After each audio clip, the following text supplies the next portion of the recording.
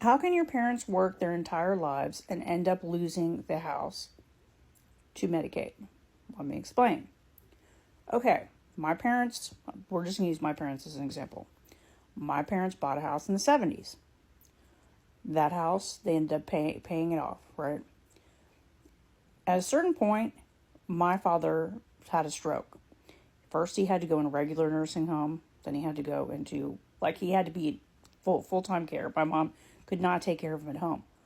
Well, if you don't have a trust or you don't have certain things set up, you're going to have to pay the highest price, whatever the consumer price is, for that nursing home care. They were charging my mother $7,000 a month until she bankrupted herself. Till she had spent down all of her assets, everything she had earned. Her, not just his he had no her retirement. She had to spend that down to pay for his nursing home care. Then Medicaid kicks in, but guess what? Medicaid is not free. So they let her live in the house. He's in the nursing home. They'll let her live in the house, but when she died, they bring a bill to the heirs. They attach the house and say, you have to reimburse us for all the money that we spent taking care of him in the nursing home. Another thing is, you might find out that your parents, my mother had to take out a second mortgage to live, because didn't I tell you? They take his Social Security goes to pay for the nursing home. Do you get that? So she was expecting she'd be living off, the two incomes Social Security. No, that goes to the nursing home. So I'm telling you guys all of this so you can learn from our family's mistake, because we were clueless about any of this kind of stuff. But you have to do this 5 years before an incident in the family. Because I know my parents did not want to live. They did not want this to happen. My mom ended up having to go out of retirement and get a job at 67 years old, 66 years old. And they ended up, dying heavily in debt when they had thought that they would be taken care of. I get $600 a month in Social Security. Now tell me how I'm supposed to survive on that. Bills, groceries, gas. Because right now, I'm not living, I'm surviving. I'm 66 years old and I refuse to spend the rest of my life stressing over every single dollar. So I started figuring out how to create income online. Not to get rich, but to finally breathe again. Now, if you're in the same spot, just comment me or send me a message. You're not alone. Well, the countdown is on. I have 92 days left of my working life. In my last video, I explained how I submitted my letter of resignation to HR. That's been accepted, and I now have less than 100 days until I'm done. In fact, I have 92 days exactly.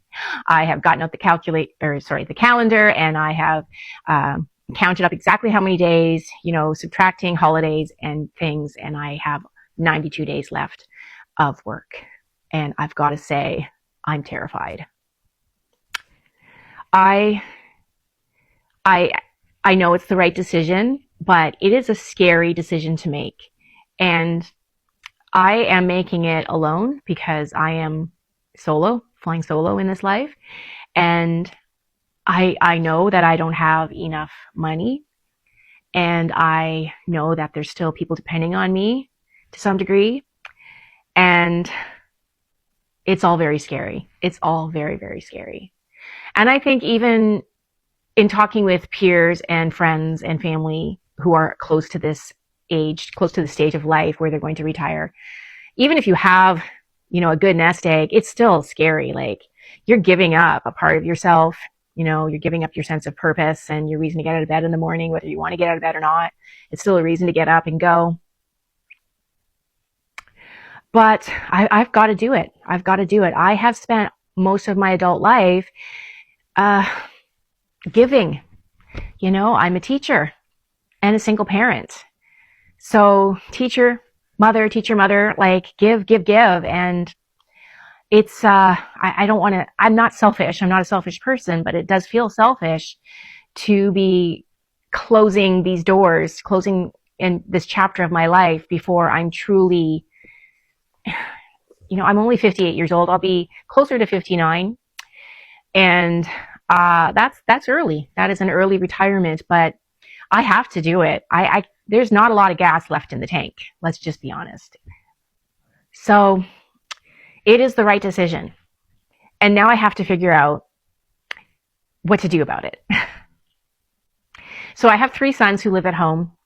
They're in their early 20s, so they're not fully launched. And this generation is really struggling to become launched. And I understand that. And I'm okay with that, actually. I think it's a good thing that children are living at home for longer with their parents. And because we in North America, I'm from Canada, we in North America have had this long standing idea that, you got to be independent. You got to get out of the house as soon as you can when you're a young person. And if you're an elderly person, you've also got to be independent. And if you are not independent, then you got to go into a home. We don't live in multi-generational homes like they do in parts of Europe or Asia, South America, other places in the world, it's normal to have children and grandparents living in the same home with the parents, multi-generational homes. It brings a lot of closeness and they support each other. I've seen it in my travels and talking to people I know that live in other places. We don't do that right here. So I'm not complaining that my children are still at home. I'm happy to have their company and have them around. I know that they want to get out on their own as soon as they can, and they will for periods of time and eventually forever. But I just wish that they were a little more settled before I quit my job. But I've got to do it. I have been a teacher since 1994. That's a long time. And I also took 10 years of my career that I put on pause to raise these boys, to be a stay-at-home parent where I didn't contribute to my pension or my government pension. And now that I am of an age where I can technically retire, my age and my number of working years add up to the 85 factor, so I can retire, but because I have a decade of not contributing to my pension, I am going to receive less. I'll get the full amount I'm entitled to, but it's less than somebody who, has been working the whole time without breaks. So I don't regret it. I don't regret staying home and taking care of my kids. I have a ton of memories, a ton of fun memories, and I've built close connections with them and helped them build close connections with each other. And you can't get those years back when kids are little. I am glad that I did that. But that was a very giving time of my life. And being a teacher is a very giving occupation to do. And eventually, when you give, you run out of gas. And so now I have some decisions to make. And I'm also being a single parent. My marriage did not last. So I'm making all my decisions on my own after being a single parent, which is, again, who had time to think about retirement? Who had time to think about investments when you're raising 3 boys on your own? So I took 10 years off of paying into my pension. I also am a very late starter to investments. I do have a small investment portfolio. And I'm quite proud of the fact that I was able to scrape together some regular amounts to contribute to. I got smarter in my late 40s and started to invest. And a couple of years ago, I reached the threshold of 100K in my investments. And it's growing with compound interest right now. And that's awesome. I'm really glad that I did that for myself.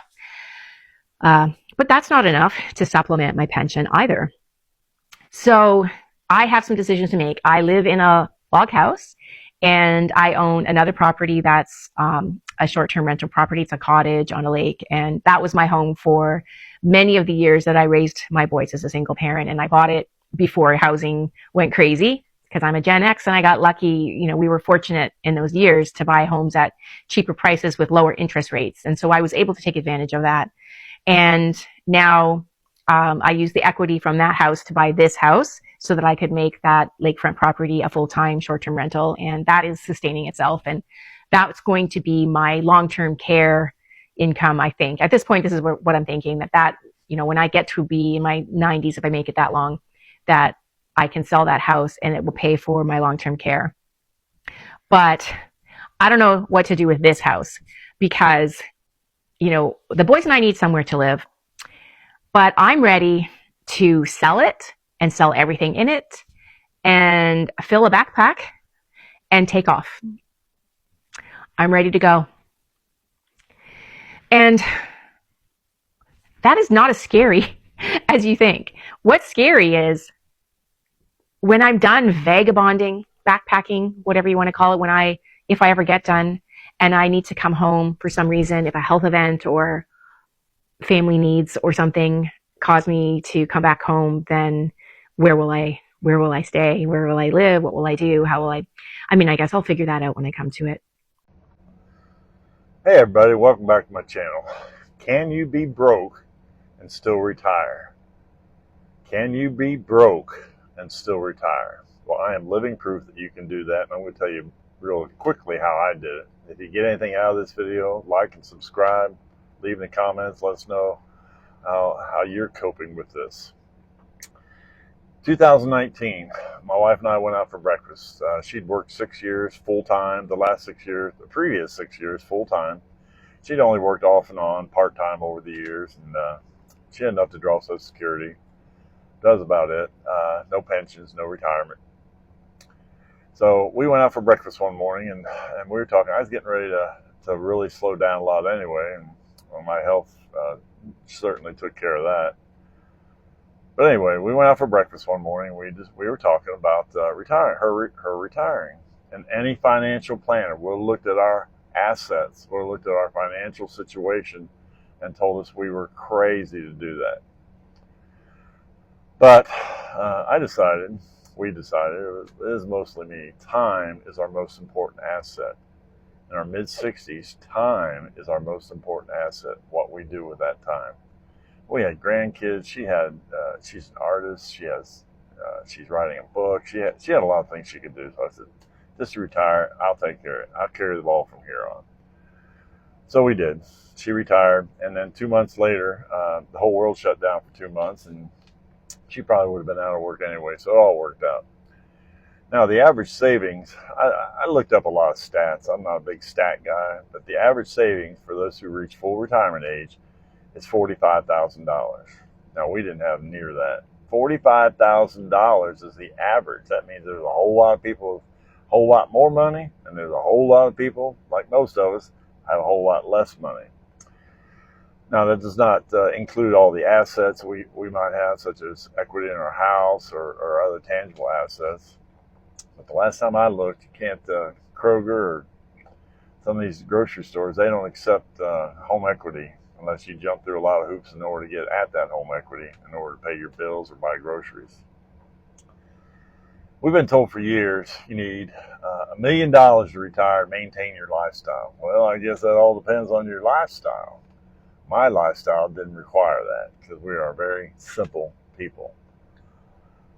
But anyway, 44% of us struggle with month-to-month expenses, and we fall right into that category.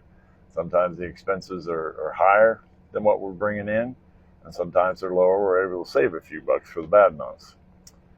But one stat that really, really bothered me was that 37% of retirees have zero savings. And I'm sure some of you may fall into that category. Zero savings. And that's sad, really. You've worked your whole life. And have zero savings. Well, there's some things we can do about that also. One of the big factors we have to look at is, how long are we going to live? Well, nobody knows that but God. How long are we going to live? We've planned for the last 5 or 6 years, because of some health concerns that I have, for me, that we've planned our whole life around her being on her own. And so we've designed everything from the house to the yard to our finances to the paying bills. We've designed everything that I won't be around, and that's okay. That's what we've done. So I may live past 78. I may live to 88. I may die tomorrow. Either way, we've got our ducks in a row, and that's something that we all have to do. Here's a couple of examples of some friends of mine that retired. I had one gentleman. They were pretty well off financially. His mom lived to be like in her 90s, so he thought because of genetics and things, he would live to be in his 90s. Well, he worked till full retirement age at 70, and I got to tell you, it was a grind for him the last 3 or 4 years. It was really a grind because he was getting older and he wasn't in the best of shape, but he stuck it out. Bless his heart, he stuck it out and kept on grinding, and he retired at 70. Full retirement benefits, he got the maximum, and that's all good. It all worked out for him, except for one minor problem. About 6 months after he retired, he came down with cancer, the big C word, and it was devastating to him. Now, it is now in remission, and he's in good health and trying to fight. He's fighting really hard to get his health back. But things at our age can literally change in a heartbeat. I know mine did, and that'll be a story for another time. But it can change literally overnight. But he's pretty well set for retirement, so it's all good. Whether he lives another year, another 10 or 15 years, it's all good. He'll be in good shape. I have another friend of mine. She retired school teacher, and I don't know how we even got on the subject, because I don't talk finances with other people hardly at all. But she brought it up, I think, and she asked me. I think it started out by her asking me if I was still working. I said, "Yeah, I'm still working a little bit. I'm still able to. Now, I don't take on the really big jobs, but even at my advanced years, just a couple of years ago, I could still work a little bit, and I was making really good money where I worked, and I've got some skills that pay really well, and I don't have to work every day." But she was telling me, I said, "Well, are you still working at all?" She said, "Oh, yeah." She said, "I still owe on my house." She said, "I don't know a lot, but I still owe on my house. And I like to travel, so I'm subbing 2 to 3 days a week." I'm thinking, okay, you took a 50% pay cut probably. You could have just taught another couple of years, but she didn't. She retired, and that's fine. Seems to be working out for her. She likes the flexibility of not having to go into work. She can travel with her peeps, and she does that quite a bit.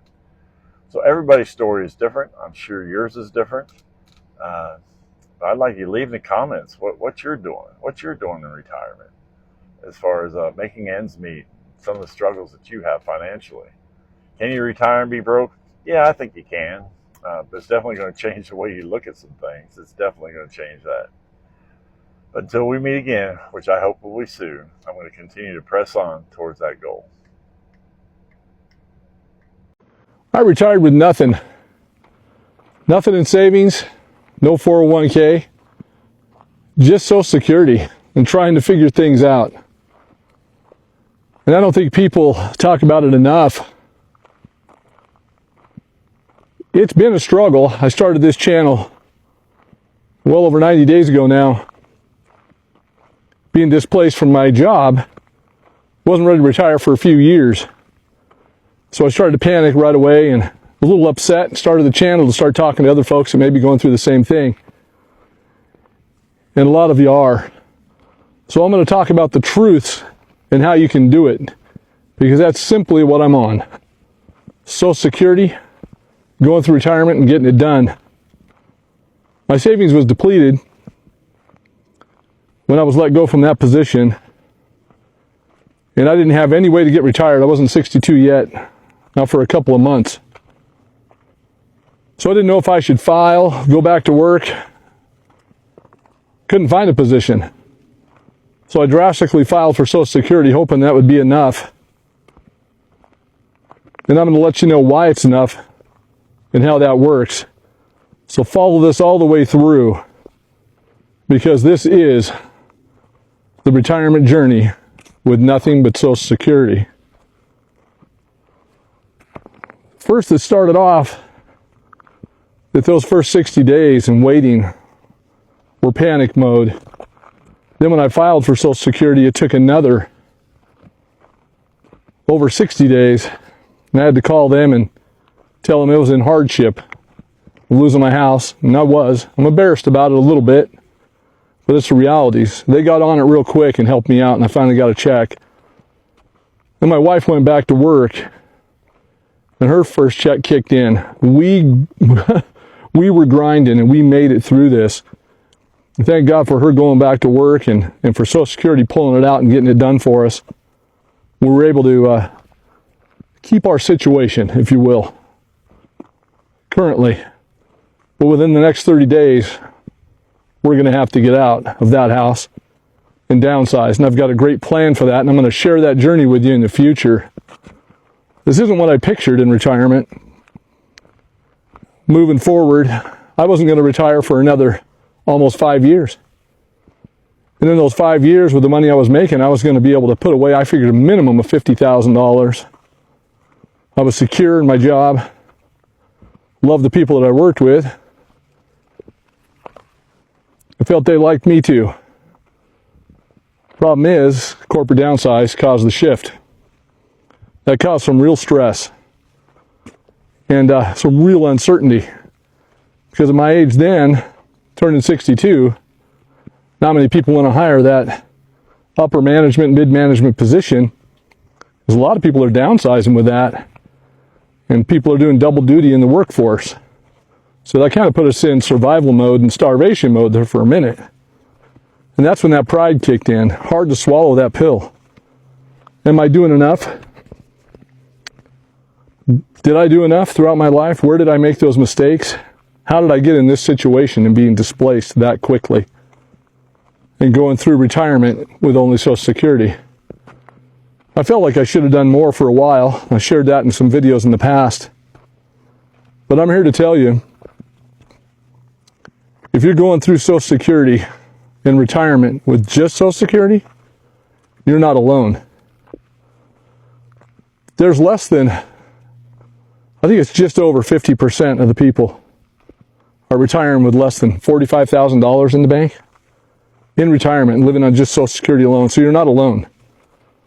So maybe that'll help if you're going through it on just Social Security and you don't have any money in the bank.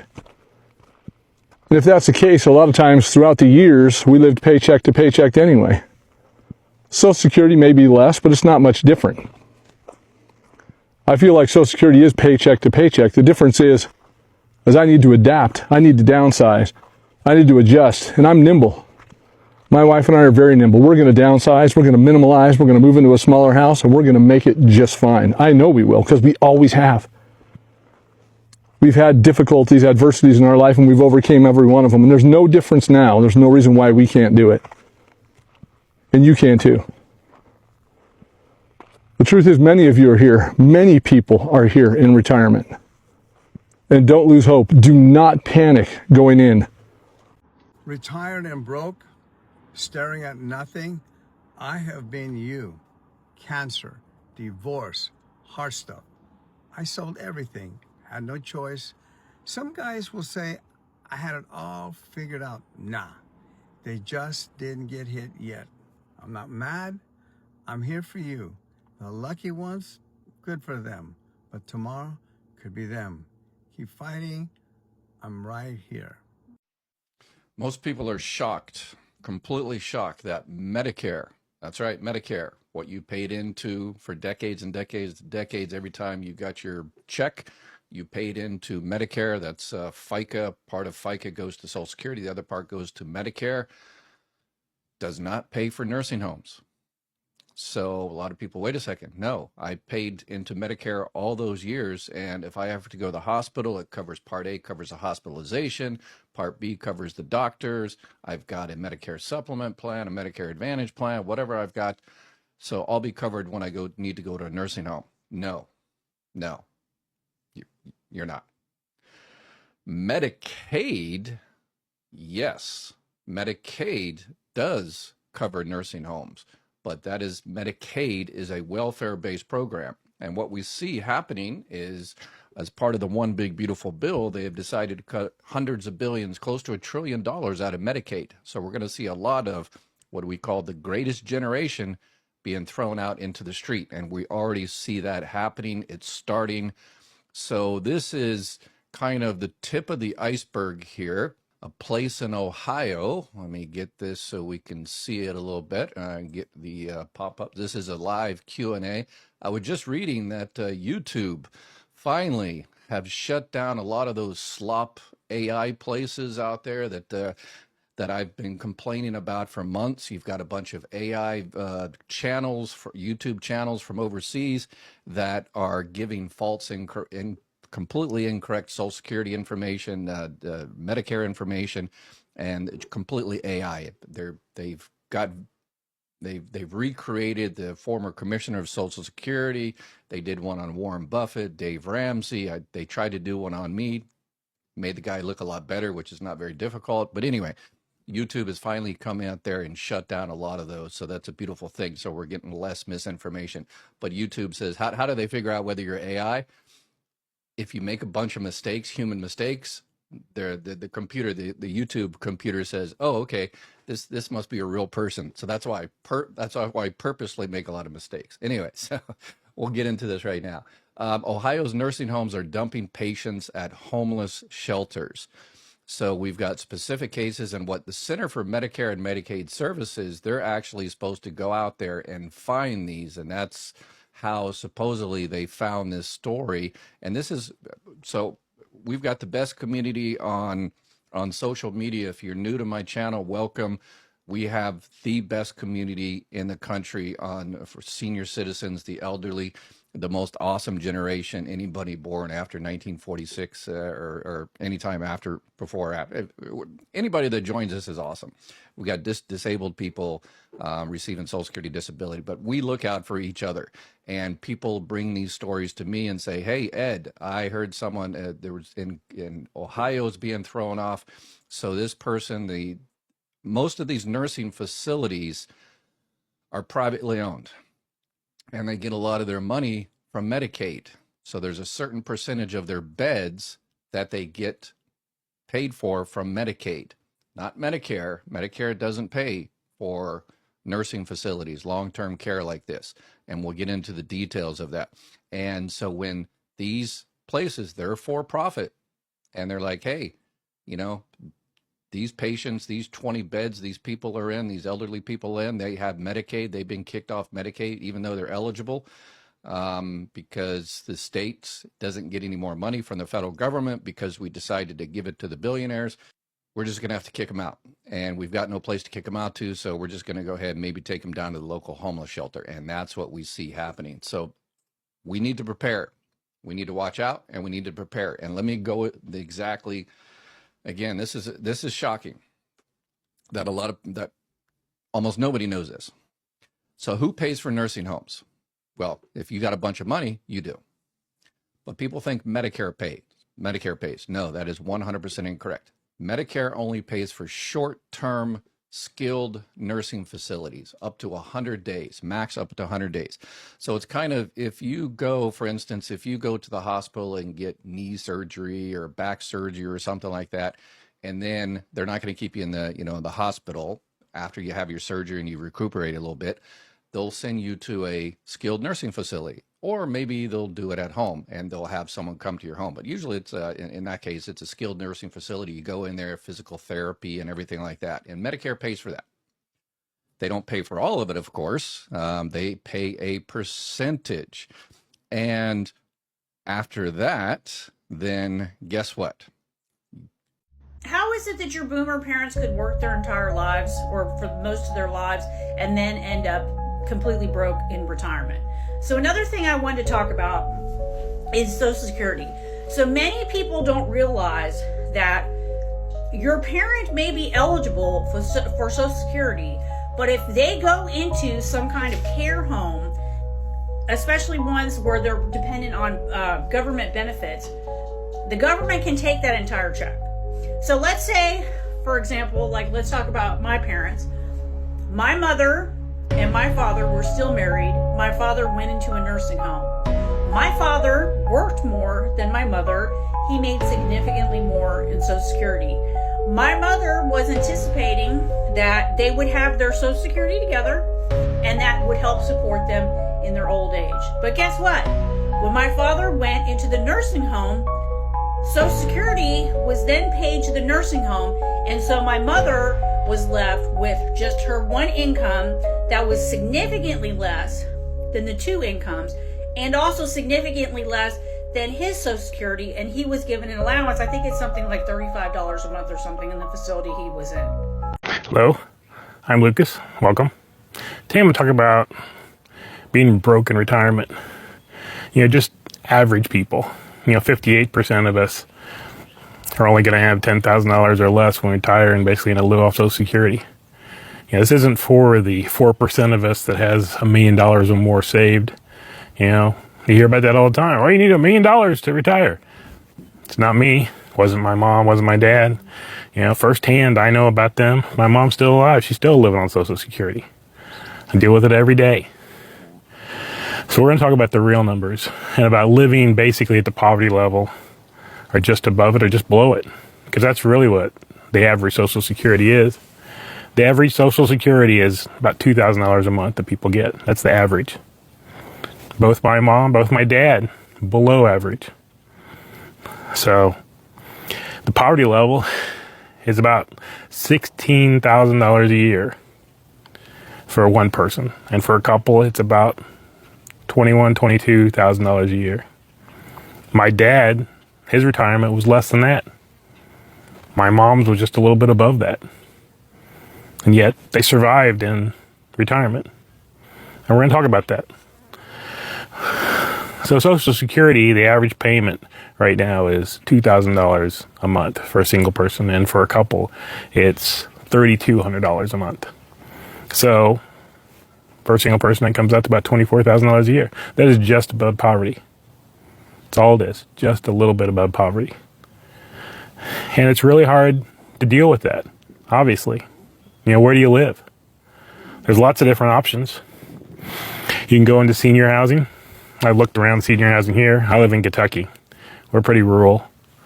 And in some of the closer towns, about 45,000, 25 to 45,000 people towns, you can get senior housing for about $500 to $600 a month. And that's basically just a one-room little apartment. You have to do everything yourself. They take care of, like the lawn and stuff, but you do everything else. So it's fine as long as you're capable. But then what happens when, you get sick? You get a little older, when you fall, when you get sick. Those are issues. There are family homes. Those are places, that maybe a group of people live. Maybe 8, 10 people. Seniors live together and they share a common area, but they each have their own room. They're usually even more. Sometimes you can get vouchers, depending if you have really, really low income, that maybe you only have to pay, 20% of your income in rent, but still, you have to pay that. And those places are really hard to find anymore. Then there's assisted living. I was trying to get a place for my mother-in-law. I called 50 places within 200 miles. And I only found 2 places, that were below $3,000 a month. And they were over $2,000 a month. And they crept up even the year she was there. It crept up, I think, $200 or $300 while she was there. She ended up having to go to a nursing home. And at the nursing home, it was like $5,000 a month. So it just totally jumped because she needed full-time care. And if you want to do things like really assisted living, you're going to pay over $3,000 up to like $7,000. If you want to do memory care because someone has Alzheimer's or something like that, then you're looking $7,000 to $11,000 a month. It's just impossible for people to hardly do, unless you have long-term care insurance. And that, look into that. That's just astronomical per month. My father and mother-in-law, they just moved down to Florida about almost 2 years ago, and after he retired. And, after speaking with my wife, they're going to be out of money in about 20 months. How do you know this? this? They've been big spenders. I know this because my wife, who's actually a financial planner, she finally just took over for them. They never wanted to use her in the past, and now they have, and now she's got all their information. And anyway, they've always been big spenders, never paid off their mortgage in all their big earning years, and now it's not looking so good. So I'm really just fearful that they're going to come to us in time and need financial help. So I'm just not sure how to really navigate that. So I think, or maybe what discussions. Yeah, it's a great question. Let's just you and your wife get together and run the exercise. Okay. Like they call us, what are we going to say? Because you can't control them. The only person you can control in this equation is you. Mm-hmm. And so assume they're going to call and ask for money and have a pre-agreed upon message from you and your wife as to what we will and will not support. Do you think your wife and you do agree on what that message should be, Mark? We do, and we have talked about it. Her and I are in complete agreement. And I think the most frustrating part is that So they moved into a community, and he's on the HOA board, and he's working almost 40 hours a week, not being paid. Yeah, it's but like, man, go out and get a job. But like you're. You can't control that. Yeah, your compassion is real, dude, and I want to honor your compassion for your father-in-law. But what you're doing is you're taking his choices and potential future issues, and you're dragging them into your present, and you're the one dealing with them. Or as they say in AA, you're drinking poison, hoping he gets sick. You know what I mean? And so what I'm not going to do with the precious time I have with my wife on this planet is spend time worrying about other people's decisions, especially if we've already aligned on our response to the consequences of their decisions or the potential consequences, right? That's anxiety, is grabbing a potential outcome in the future into the present and trying to solve it now. It's just a recipe to ruin today. It doesn't solve any of their activities or actions, right? And so, he's making idiotic choices. He's making bad choices with his money, and he's trying to build reputation in his local community. I get that. If he just moved to a new place, he wants to be on the in crowd and get to know. I get that. And also, he can't afford to do that, right? But if y'all are already aligned on what your response will be, you've gone further than most married couples do. So I applaud you for that, man. Now your choice is to look at your wife and say, hey, what kind of fun can we have today? You know those free samples at the store that are up for grabs for anyone? Well, that's basically what's happening with your personal information online. Data broker sites collect stuff like your address, phone number, email, even your family's information, and just post it online for anyone to grab. And that's why I use Delete Me. They remove your personal info from hundreds of data broker websites and keep it gone. So stop letting random websites treat your data like it's free samples. Get 20% off your annual plan at joindeleteme.com/Ramsey. Hey, what kind of fun can we have today? Yeah. I don't know the other option other than just to choose misery on a problem that you can't solve. Well, I'm curious. Your wife is, they've given over the information to your wife. She's helping them. Surely she has said to them, "Here's what I'm finding. You got 20 months left." And I'm sure she's made some suggestions. How have they reacted to that? Yeah, she has, and he just keeps saying, "Oh, I have a plan," and we're like, "But what's the plan, dude? Like, you're not telling us," and so we just don't really know. How old are they? He is 69, and the wife is like 60. Okay. Are they with it? Like, is everything still full capacity? Is it possible that they have money or assets that you guys don't know about? If he says, "I have a plan," or "I'm fine." Yeah, there's the other side. What if you just trusted him? Cool. They got a plan. On this rock, my life flashed in front of my eyes. It's the things that I've done wrong, the places that I'm at now. And a lot of it's my fault. I made those realizations right here on this rock. It was almost like a calling. My wife wondered why I ran up this hill. I said, there's something there I'm supposed to see. I ran up this hill, and there's a higher rock, but that wasn't the rock. I walked until I found it, and it's here, right here on this very spot that I sat for 15 minutes and wept. And that's why I'm doing it now. And I apologize for a man crying on camera.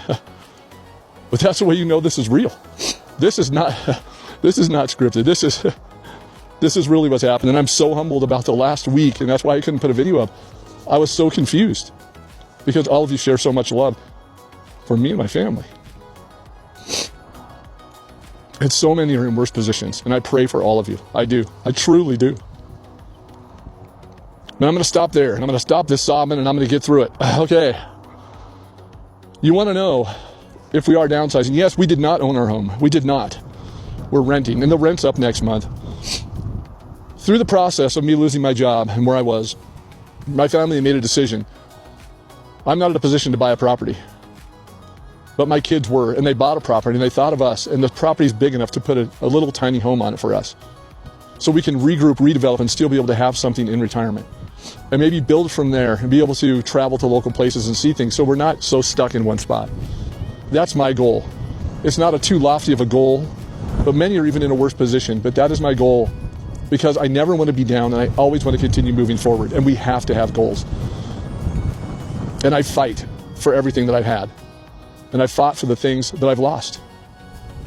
And that's okay, because I'm right with it. I'm at peace with it. Those are the emotions that I've had. And I know I'm okay and I'm at peace. And I know I'm going to fight through it. I know you can too. And all of the kind words and prayers that you're sending are so important to me. Reflecting back is what I was doing when I was reading those. And I said, it started here in this place. It started here on this rock where I made a change in my life. And even after all that change, I was tested again with a career and pulled from me. So no matter how good or what your faith is, you will be tested. It's what we do with the test. It's how we recover from it that really matters. And I'm sorry I'm so emotional about this, but I had to share this message. I had another video I wanted to make that I was going to share because there's something I really wanted to talk about. But the last one, the retired broke, had to be addressed because of all the kind wishes in the community that video has built. And we're in this together. So many of us are in this together. And we're going to continue sharing that and being able to feed off the comments and help each other out because everyone's different. I so much appreciate everyone. And there's so much love and prayers to everyone that's struggling. I don't have everything figured out yet. I simply don't. Not even close, because there's so much that changes on day to day. But I'm not going to quit trying. And I know I'm going to get it done. And I know it's going to work. And we're going to start the journey. Just one step at a time. Slow. Because the money's not there, but the faith is there. I'll find the money 1 week, 1 month, 1 day at a time to be able to move in and build and slowly create a tiny home with my family. This family is extremely important for you. It's family, faith. It means everything to me. So if you're in the same place, just know that you're not alone. And if you're in a worse place, you're not alone. You have the prayers. You have the community's prayers. We want better for everyone because everyone is an individual. Everyone needs respect. Everyone needs to be recognized. We'll figure it out one step at a time. And I hope you follow along on the journey. Again, I appreciate it so much. Remember to do something kind for somebody today. It'll make you feel amazing. And they may just need the help. Always do something kind for yourself, but every day do something to make yourself feel better. And we'll see you in the next one.